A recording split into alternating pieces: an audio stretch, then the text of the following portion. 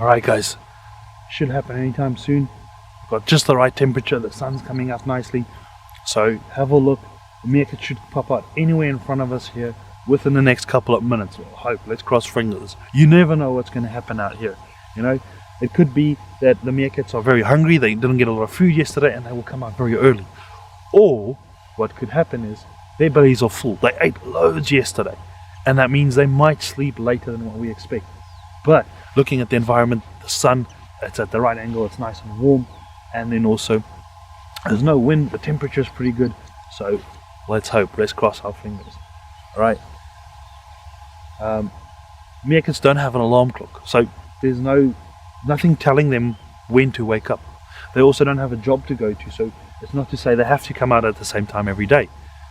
They go according to what they feel like. Animals generally have two things that they worry about: breeding and eating. Alright, if I've got food and drink and I can breed, I'm pretty good. Territory, I generally class that under breeding because in some animal species you need a territory to be able to breed, and that means that I just feel it falls under breeding. Alright, so let's see. I don't see any heads popping up. This is quite a burrow system, quite a large burrow system we have here, but we come up and check on them in the evenings to make sure we know where they go to bed. And I saw them sitting just ahead of me, so they were quite close. But these burrow systems are also connected. Underground there's tunnel systems that go from one chamber to the next chamber to the next chamber. So even though I saw them go down here, it might mean that, they can move underground to one of the other burrow systems and pop up in another area where we're not expecting them. But generally where they go down, that's where they'll come up, unless something down there is bothering them. So let's sit here for a while, let's wait, let's see what happens. A few moments later. There we go. You guys see him? Right over there. Just stuck his head out. You can see looking around at the moment, making sure the coast is clear. He doesn't pay attention to us very much because he knows by now we're not a danger. But you can see his head on a swivel looking around, trying to spot any danger in the area. Now the first meerkat coming out could be any member in the family. It's just the hungriest member in the family.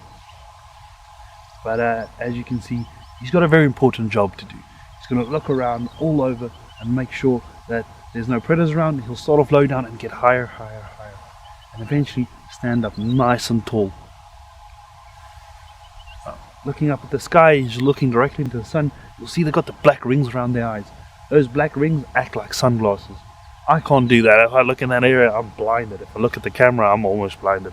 So what happens is a bird of prey will often circle around, and when he sees a food item, fly into the sun so that they can't see him and then swoop down and grab them.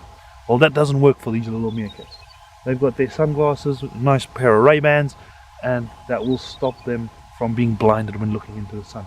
Also, you know, when you come out of a dark room, you walk out into the open and it's bright out there, your eyes take some time to adjust.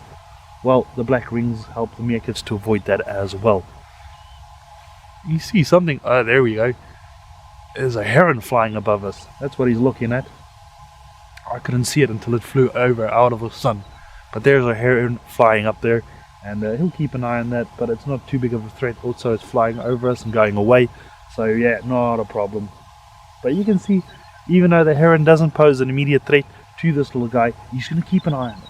He's going to make sure that heron goes out of this area and off away from them, because meerkats worry about everything that moves. It could be a jackal walking 200 meters away. Yeah, that's a predator. That's going to bother them. But it could also mean a little antelope running past, a rabbit hopping past, or a tortoise charging them at full speed. That will freak them out. That is just how a meerkat is.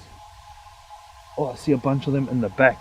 So I don't know if we're going to see, you guys are going to see them, but I can see a bunch of them further back there. It might just be out of the camera angle for you guys, but we'll zoom in on them a little bit later. And because I'm flying solo at the moment, it's really hard to try and point you guys in all the right directions. But yeah, like I said, meerkat burrows are connected. We saw this one coming out here, but the rest of them are coming out far back on the right hand side there. I can see about it looks like two other members back there. So yeah. Well, that's it guys, that's our morning meerkat. Alrighty guys, that's just a little snippet of what's happening in the mornings with the meerkats. We're going to be posting loads more videos like this and explaining what is happening. So if you like this type of content, please remember to like and subscribe down below. Or even better, come visit us at 5 Shy Meerkats here in Outram, and we'll give you guys everything live.